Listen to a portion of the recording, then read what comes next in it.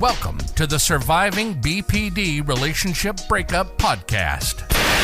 If someone in your life has BPD, you know how difficult it can be, and you need to learn how to heal from those toxic relationships. And that's where this show comes in. Expert education, expert knowledge, expert insight, and delivered with compassion and empathy. With your host, counselor and trauma recovery coach, AJ Mahari. To purchase and book sessions with AJ, go to ajmahari.ca. Now your host, AJ Mahari. On a video I did, What is Quiet Borderline Personality Disorder? A commenter asked this question. Do individuals, whether male or female, with internal trauma issues, with adverse backgrounds, and people with BPD, for example, so rather than self-injure in a different way, do they get excessive tattoos? And then the commenter went on to ask, so would excessive tattooing on a female or a male, but the commenter is asking, would excessive tattooing on a female be a possible red flag when considering dating? That's really an interesting question. And actually the answer to that would be, yes, it could be a red flag when you're considering dating, but I wouldn't advise people to, excessive, like all over the body, I don't know, tattoos. Maybe, but the thing is, you'd have to still maybe try to get to know the person a bit, unless you really object to tattoos and you don't want to be with someone who's got excessive tattoos, because I don't think everybody has the same feelings about that. I would be careful not to just dismiss somebody based on tattoos only, like I said, unless you don't like them, because we can't say that everybody who's got a lot of tattoos or even in middle age, 40s, 50s or beyond getting tattoos as well, keep adding to them, can't really say that they all have BPD. But maybe a really high percentage of them are more likely to than not. Because yes, people with borderline personality disorder are more likely to get tattoos than others. And it's not just a lack of impulse control for many with BPD, but it also has a lot to do with identity seeking. Tattoos and piercings are, thought to be, but I guess they can be augmented and things can be covered and I don't know, but they're thought to be pretty permanent impositions on a person's body. And with people with BPD, permanent impositions of identity. Not to mention the quote, unquote, identity that these things also may represent within or underneath it all. There's a psychiatric association with people with BPD getting more tattoos. So tattoos are often associated with psychiatric disorders like borderline personality disorder, antisocial personality disorder, and people who have drug or alcohol substance abuse issues, which could be people with BPD as well, or could be separate, but maybe more often not just so separate. Of course, people with codependency can have substance abuse as well, but so I wonder, what do you think out there? Do more people with codependency maybe get a few more tattoos, but maybe not to the degree that people with borderline personality disorder might. It's also a form of self-expression, I guess for anybody, but for people with BPD, tattoos can be a way that they express their rather unknown, fragmented pieces of what they might feel one minute to the next, but what they're ready to put on their body at a certain point, maybe as a touch point or something, way they express their identity, their emotions, and personal beliefs. And tattoos can help people with BPD process trauma, loss, or other significant life events as well. Although I don't know how much processing that really is, because one doesn't need a tattoo for that. Maybe somebody with BPD does, or many with BPD do. It also gives people with BPD, the permanence of tattoos can help people with BPD feel a sense of control over difficult experiences. But I would say that sense of control is more illusionary, but it might give them they might have some ability, if they had some therapy, to self-soothe in regard to something to do with a tattoo, what it means to them, and that type of thing. And tattoos for people with BPD can be a form of, quote, self-care, unquote, and healing for people with BPD who have experienced other forms of self-injury and adverse experiences. And there was a study that was done out there, and it found that 70% of the patients that they studied had at least one piercing, and 69.83% of people with BPD that were studied had at least one tattoo, with 22.41% having more than 10% of their body covered by tattoos. In that study, they found that body modifications in borderline personality disorder patients, prevalence rates are high, linked with non-unaliving self-injury and related psychopathology. They set out to study borderline personality disorder, which is a potentially severe personality disorder. It's not exactly the same for everybody with it, characterized by difficulties in emotion, regulation, and control of behaviors. BPD is often associated with non-unaliving self-injury, or para-unaliving. I'm just avoiding a certain word for the benefit of this when it goes to YouTube. Borderline personality features have also been linked to body modifications.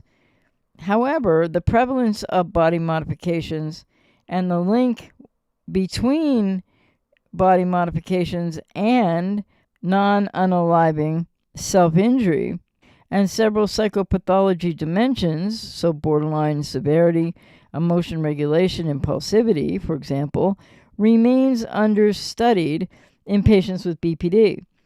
This study aims to fill this gap and to provide further evidence of the link between non-unaliving self-injury and body modifications. The study concluded that there was evidence of the prevalence of body modifications in BPD patients, and that there was a link between body modifications and non-unaliving self-injury.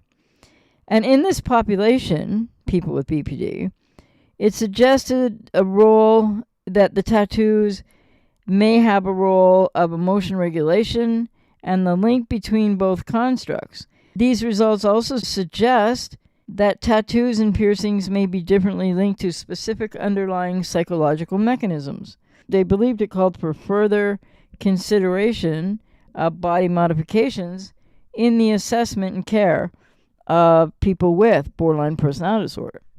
So now I'd just like to add in here a few comments as I looked this up on the web and found places where people with BPD had shared their experience, comments, and thoughts on this topic. Do people with BPD get more tattoos?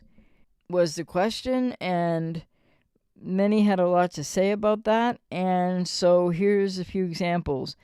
One person with BPD said, quote, "For me, it's definitely more to do with my identity. I'm lucky enough not to suffer much with impulsivity like that with my BPD, but it's super important to me to be perceived a certain way," unquote. Another person with BPD said, on the subject of tattoos, etc., "I have one cover-up for sure, so people can get tattoos sort of covered up, or they can be covering up for other types of self-injury." Back to the quote. Quote, "It's on the back of my neck, and I have long hair, so it's never seen anyway. But I love the cover-up tattoo." Laugh out loud.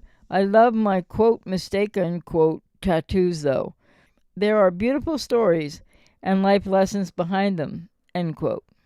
And another person with BPD said, quote, "My theory, at least for myself, is that it's a more socially acceptable form of self-harm and also helps me cope with other things in my life that I can't control.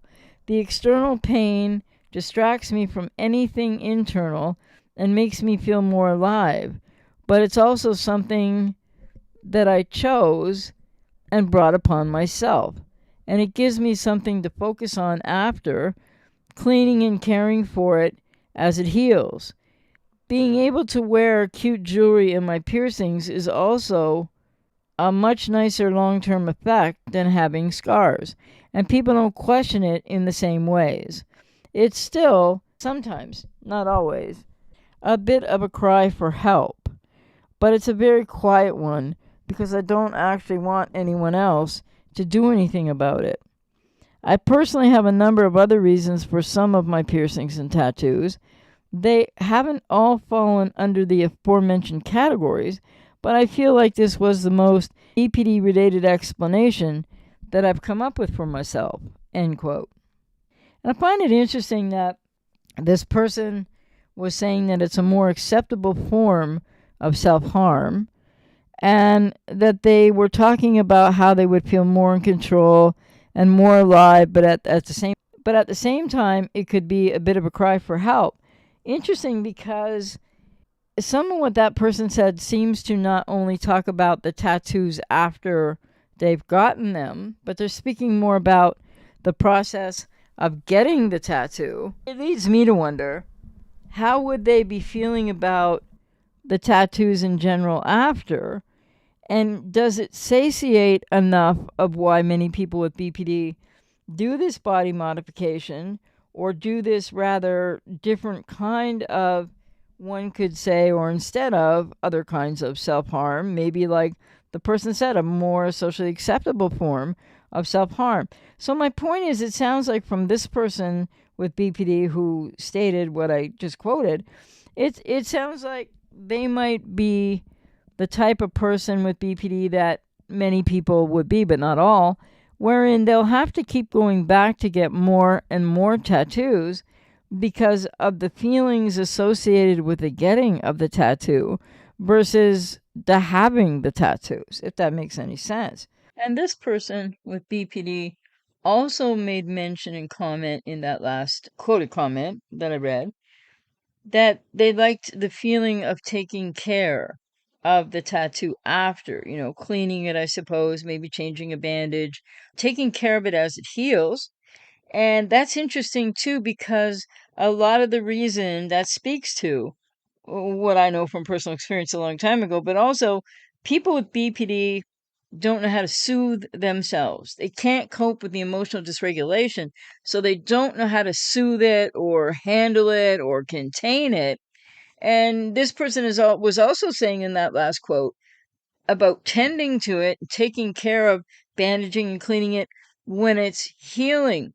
So, what does this really mean? Well, in an expanded way of talking about non-unaliving self-injury and why people with BPD do that, often they will injure themselves because, and not knowingly, this is unconscious, but they will injure themselves because the mechanism there, the way that something can be satiated is twofold.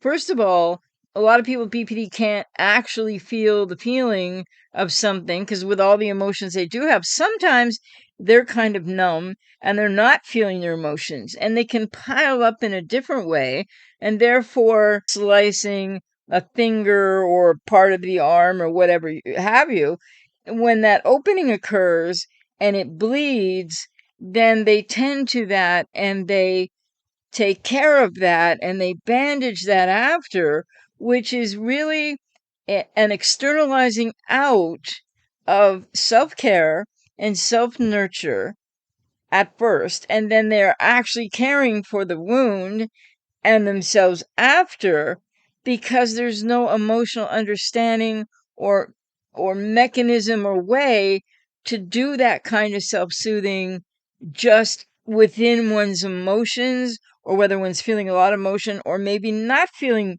enough or much emotion at a given time. So, and I share this with you from, my past with 4 core traits, or I don't know if it was 5, of BPD that I healed and recovered back when I was like 30 years old, so like 37 years ago. And I remember that I did a few of that non-unaliving slicing, but in only a few places, luckily, with only like maybe one scar, prominent scar on the side of my arm.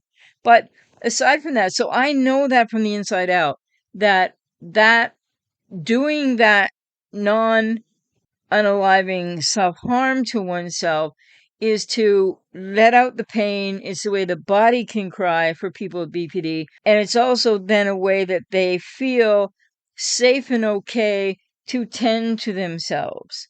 So it really has a lot of importance in what it is doing for people with BPD, unfortunately, until they can learn more about, hopefully get into treatment and learn more about how to actually be able to find self-soothing, find the self first and find self-soothing, etc., without having to hurt themselves. And they also, like, really the hurting of self is to be able to do this tending and caring. But I know when I did that, and I was able to stop it on my own, luckily it didn't go on for a whole long time for me. But that is part of also the frustration and the sort of nihilism of lack of existence in terms of knowing oneself. It's a cry for help, like the last commenter that I read, the comment of the person with BPD said as well. So there was a lot there that person really referred to, whether they're actually aware of those connectors and what I just described or not. So, but the function of this unaliving self-injury or replacing it with getting tattoos or piercings is, quote, healthier, unquote, for people with BPD because it does provide them a way to continue to survive. And so that's important to just kind of know a little bit more about, as everything I try to do here, one way or another, is trying to explain a lot of things about BPD that people just don't understand. And another person with BPD said, I have a few bad ones that I secretly like, but if someone saw them, they'd say they were really crappy. The reason, I changed the word there, quote still though, the reason why is because I got the bright idea of buying a tattoo mechanism, okay, during the pandemic, end quote. Sorry for changing words, but it's not really podcast related. It's YouTube these days. And another person with BPD said, quote, well, to me, it's kind of a more healthy way to self-harm and not self-harm by releasing that energy through tattoos or piercings, if that makes sense. Also a way for me to express myself, end quote. And yet another person with BPD, quote, I'm quite impulsive and I like showing off. I've 24, had my belly pierced since I was 15, and I wear belly shirts and feel sexy with it. And my first month of college, I got my tongue web pierced. My friends and I want to get piercings, and I didn't decide what I wanted until it was my turn. When I was 12 or 13, I pierced my own ear, and when I was 14, I pierced my tongue web, all on impulse, end quote. And now another person with BPD, quote, tattoos relax me. It literally takes me to my happy place, and I feel at most peace with myself. For the time I am being tattooed, I am feeling no pain. I have no thoughts crossing my mind. I'm just completely happy, as if all the terrible things I have experienced in my life never happened, and life is just the best at the moment. I get to feel happy. It's probably why I have 8 tattoos. And the tattoo needle is screaming my name again. It's the one time nothing is bothering me, and I can just escape from everything in my life. Maybe that's why they are such a big thing for us. It can be such a stress reliever, at least for me. They bring me joy, and the ones I have all have a story to tell, end quote. And one more quote from a person online talking about tattoos with BPD said, quote, I have 10 tattoos and a belly button piercing, plus a couple on each ear. I had my nose pierced for years, but I took it out, though I'm planning to re-pierce it. I was 14 when I got my scars pierced, and 16 to 17 when I got my nose pierced. 24 when I got my first tattoo, and then they called it a tramp stamp. It was the 2000s. Continuing with the quote, they said, now I'm 43 and I'm still getting tattoos. I just had one last Saturday. I'm getting like one a year. The main purpose was to cover up some scars, but I also wanted to have most of my skin inked I draw the line on a neck, hand, or face tattoo, though. So it's interesting, and just going into this a little bit more deeply, like maybe more than the commenter asked or wanted to know. But it's interesting that these body modifications, so piercings or tattoos, are really linked to psychopathology dimensions. So borderline personality disorder, and the other thing that the study mentioned was antisocial personality disorder. So I don't know if they just were eliminating and not studying narcissists, or how that would go with narcissists, but I would think some narcissists would have a higher amount of tattoos than others, but not all narcissists would do that. And of course, not all people with BPD get tattoos either. So I'll just briefly mention here, because you need to know, right? No, I'm just kidding. I had BPD, I healed and recovered like by the age of 30. And like that was 37 years ago in my life, as I said. And no, I never got a tattoo. It seems like nowadays and in younger generations that there might be more people with BPD, males and or females, that are getting more tattoos more often for some of the reasons that the people that I quoted shared. That's interesting, and there's a high rate of association between body modifications, in this case tattoos or body piercings, for people with BPD. A rather high percentage of people with BPD in the study, because it was 70.69% of the patients that were studied that had at least one piercing, and 69.83% had at least one tattoo, with 22.41% having more than 10% of their body covered by tattoos. I was just reiterating that because I did mention that in the beginning. To the commenter's question, I hope that helps you to understand, yes, people that get a lot of tattoos, or as the commenter asked the question, get excessive tattoos. I think we can come to a general consensus that excessive tattoos would be, like probably not a person having one or two or even three, depending where they are. I don't know what number would be excessive. Everybody would have to make up their own mind about that. But I think when you see a whole lot of tattoos, so I can't give an exact number, that could be a red flag for somebody that has BPD. And of course, the commenter was asking about, when considering dating women, this man wanted to know, if you see somebody with a lot of tattoos or excessive tattoos, is that a red flag if you meet them and you're thinking about dating them? And I would say, based on this study sample, which any study sample isn't the largest, but if you look around even, or if you've been with somebody with BPD, like you might have been with somebody with BPD who didn't have any tattoos. You might have been with somebody with BPD who had a lot of tattoos. And for some people out there, they've had more than one relationship with somebody with BPD. So maybe you've been with somebody who had no tattoos and somebody that had a lot of tattoos. It's hard to say, but I would say that, generally speaking, I think it would be important to consider excessive or a lot, or when 10% or more of the body is covered, or if you see a lot of tattoos just on meeting the person, right?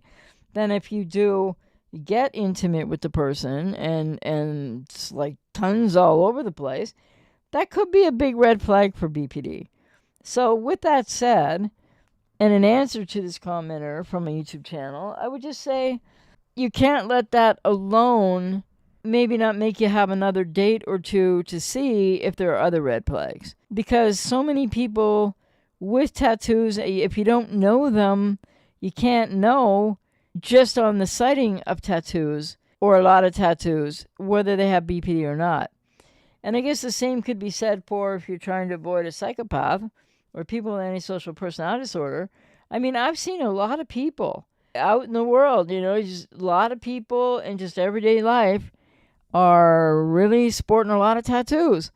And it's not something that I don't have any tattoos. I don't think that I would really, I get a little uncomfortable feeling around people with a lot of tattoos. So I don't know a lot of people with a lot of tattoos. It's just been the way it's been in life, because I don't think I'd reject somebody being a friend if they had a lot of tattoos. But maybe there's an association there that I don't know if I've consciously thought about it before. But yeah, I guess when I see somebody who's covered in excessive tattoos, I guess I wonder why. And that doesn't mean that they have anything in cluster B or personality disorder. But, maybe there's an even higher correlation. I don't know if it's been studied. I didn't look this up. But there could be a higher correlation out there of people who really had adverse, awful experience in dysfunctional families of origin, or along the way in their lives, to the point where it could be just an even greater link between past trauma and tattoos. Definitely we see celebrities, and then it's like, but a lot of celebrities have personality disorders, just saying. They sort of have the same rate as a general population, like any group. I don't know what the stat would be, but there's going to be a percentage of any larger group of people that one could say more than likely has BPD, right? It's only by interacting with those people that you may or may not be able to ascertain that. But I think it was a really good question, and I think it bears, if you're dating and maybe you have a couple tattoos yourself and you don't have BPD or ASPD. Maybe you think tattoos are cool, and so if you meet, for men, if you meet a woman, or for women, if you meet a man with maybe like 3, 5, 7 tattoos or something, and you can't just say, like, I wouldn't say automatically go, oh, that's somebody with a personality disorder, that's a cluster B, I'm out of here. I think you have to go a little bit further, and if you see another or 1 or 2 red flags, more indicative straight up BPD patterns, then you'll know for sure. And in the meantime, when people start dating after healing and after these relationship breakups, it's really important to not jump into dating. And because you need to heal from the codependency, and you need to take your time and heal from the relationship breakup and the relationship. And that's so important because you need to be more individuated, know yourself better, healthy relationship to and with yourself. And for people that rush after a BPD relationship breakup and don't get help and don't look at themselves, etc., really, really high chance then, like, I don't know, 80 or above, 80% chance or above, numbers aren't exact at all, or more, that you're going to meet another person with BPD. And if you haven't worked on how you got with the first person with BPD, then you're not going to really understand, and even just watching red flags might not be enough if somebody hasn't done any work or healing on codependency, etc., for you to really be able to not get involved again. That's what's important there too. And I think too, as somebody, like, I'm in my 60s, I work with clients right across the spectrum of life. People, I've worked with some children, I work with their a parent involved, and or adolescents or young adults. And I've worked with people like in their 20s, 30s, 40s, 50s, 60s, 70s, 80s. When it comes to why, for example, would a lot of people with BPD get tattoos, and what some of those quotes I shared with you, what they said, it's interesting because it makes sense in a way, but only kind of, like, can I say it this way? To me, it makes sense in a borderline kind of way, because I don't know that it makes sense without that. But then it might make sense to people who don't have a personality disorder if they've had enough adverse experience growing up. So I think that link might even be stronger than the link between specifically BPD or ASPD and being tattooed, and for the reasons that I've already shared, part of which I shared from a study. Because I think, got to remember, in that study that I was quoting part of, there was about 113 participants in that study.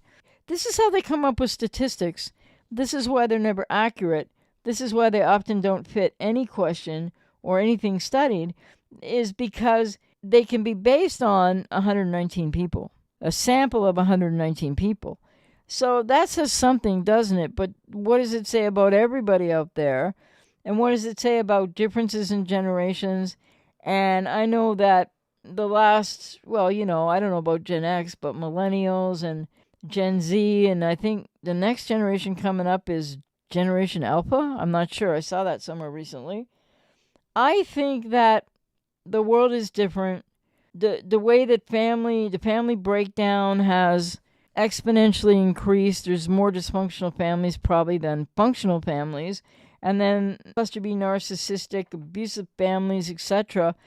So I think that there is an association between these issues, these adverse experiences, and or people that are diagnosed with a personality disorder, and among other things, patterns, tattoos. So I hope that was helpful or interesting for people. Maybe somebody else had wondered about it. But again, I would just caution, don't take any one red flag and jump away from somebody you're getting to know. That you need to slow down, really get to know someone slowly, not rush into anything. I mean, people rush into some things, right? That's just culture today. I don't judge that, like physical relations. But don't rush into it being a relationship. Date a person after you've healed from codependency, BPD breakup. Hopefully you're not just going out dating again without doing that work. Then you can just approach dating like I'm dating somebody, right? Like you're just going out. Like you don't have to just date one person. You could date 2 or 3 people because you're just dating. And it's not a relationship, and it's not a rush to a relationship. And it's not a rush to say in a week, a month, or 4 months, we're now in this exclusive relationship, etc., because that just reeks of codependency. And remember, people with BPD have codependency also. So, and or that you might be meeting another person with BPD or cluster B. So I think that's important to remember. And yes, tattoos could be a red flag.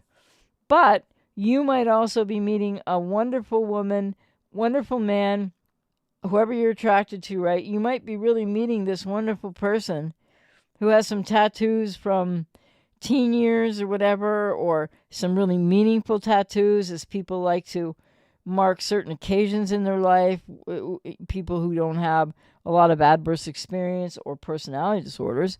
And so don't just let that be the only thing that you consider, because for as high as the percentage chances it might be somebody with BPD, it could also just equally not be somebody with BPD. So I hope that didn't feel like a useless circle, but hopefully it does give you something to think about, and hopefully it helps the commenter with the questions that the commenter asked. You've been listening to the Surviving BPD Relationship Breakup Podcast with your host, counselor and trauma recovery coach, AJ Mahari. For more or get sessions with AJ, go to ajmahari.ca. See you next time.